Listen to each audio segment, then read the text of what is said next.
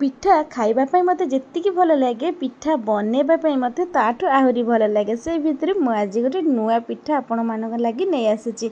आशा करुच्ची भिडियोटा आपण मानक बहुत पसंद आसिबो। नमस्कार, मु प्रज्ञा आपण मानक स्वागत करुच्ची प्रज्ञा होम किचन को। जमा भी लेट करवानी, चलतु देखा आज रेसिपी। आज रेसिपी रे रही ताल पिठार रेसिपी।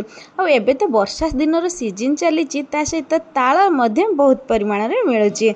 तो डेरी न करके थरे थरे यही पिठाटी को आपण मैंने घरे निहाती बनई देखु। आशा करुच्ची पिठाटी थरे बनइले बारंबार बनैया इच्छा होता है।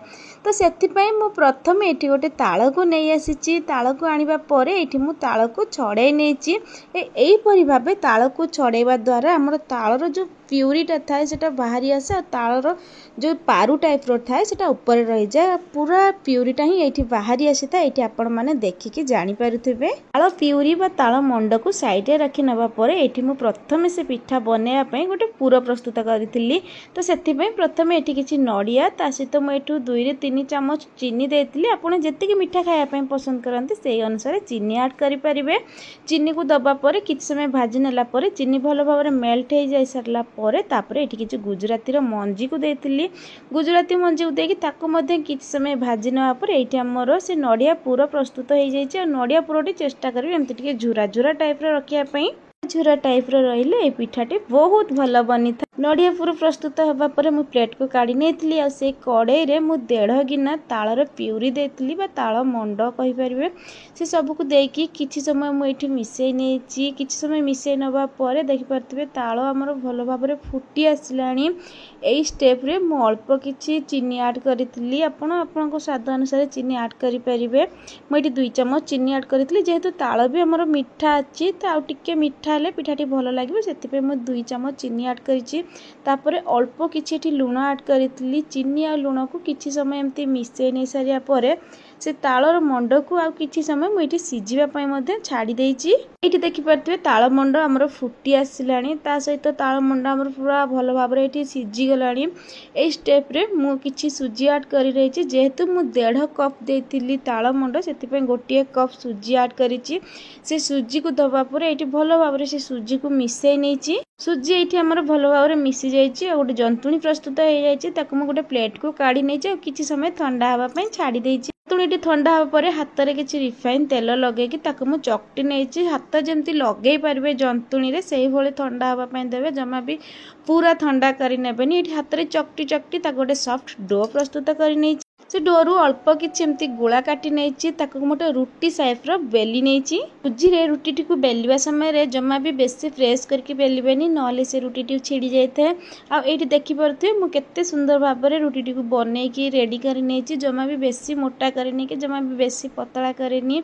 एई परि भाबे गोटे प्लास्टिक कप रे मु ताको काटी नेछि। एहीपरि भावे काटिबा द्वारा सबु किछि पाखुड़ा तो पूरा समान रही थाए। ता सहित पिठाटी बनैबा पई मध्ये बहुत सहज होई थाए। आगुर तो आपण माने तालरे ढेर सारा पिठा बनैकी खाइथिबे, किंतु थरे थरे एई स्टाइल पिठाटी को बनैकी घरे ट्राए करंतु।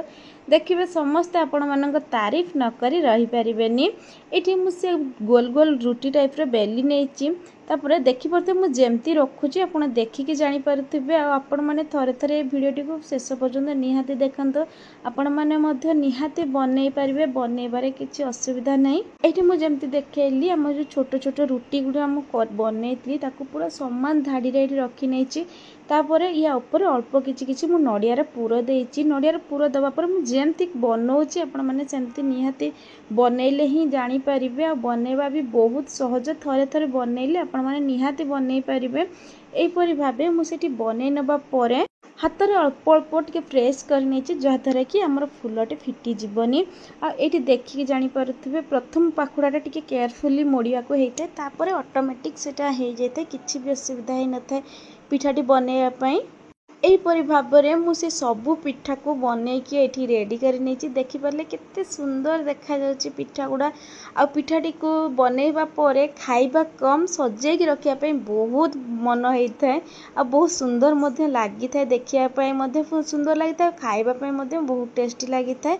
एहीपरि भाबे से सबु पिठा को मु एठी बनैकी रेडी करि नेछि। आई पिठाटी को छांकी खाइले जमा भी भल लगे जहाँद्वारा कि आम जो ऊपर नड़ियाटा देता ना से उपरको उठी आसो खायापी जमा भी भल होई न थाए। तो ये पिठाटी को मुझे पूरा हेल्दी टाइप बनईजे माने पिठाटी को मुझे ही बनईबी। से प्रथमे मु गैस रे पानी को गरम कर पानी आमर गरम हो सारिया पर एमती गोटे जाली पात्र से देते से पिठा को सब देदबा 5 ରୁ 7 मिनिट से पिठा को मुझे सिझापी छाड़ी देची। कभर घोड़े पिठा को सिझेबार 5 ରୁ 7 मिनिट पर मु कभर खोलिकी आपण मानक देखी दूसरी देखिपे केते सुंदर देखा जाउछि पिठाटी जी सुंदर देखा जाउଥାଏ खाइबा से टेस्टी लगी थाए। एबे मु से पिठाटी को किछि समय ठंडा हबा पई रखी देछि। ठंडा हबा परे मु इटी सर्व करि नेछि। गरम थिबा अवस्था रे जमा भी पिठाटी को काढंतनी नले पिठाटी भांगी जिवो। जदि मो वीडियोटी आपण मानक भल लागिथिबो प्लीज लाइक कमेंट शेयर और सब्सक्राइब निहाती करंतु। जदि मो चैनल रे नुआ आछंती सब्सक्राइब मध्ये निहाती करंतु। इंस्टाग्राम रे किबा फेसबुक रे देखुतिले फॉलो तो निश्चय करंतु। रहिली देखा बा आ गोटे नुआ वीडियो रे।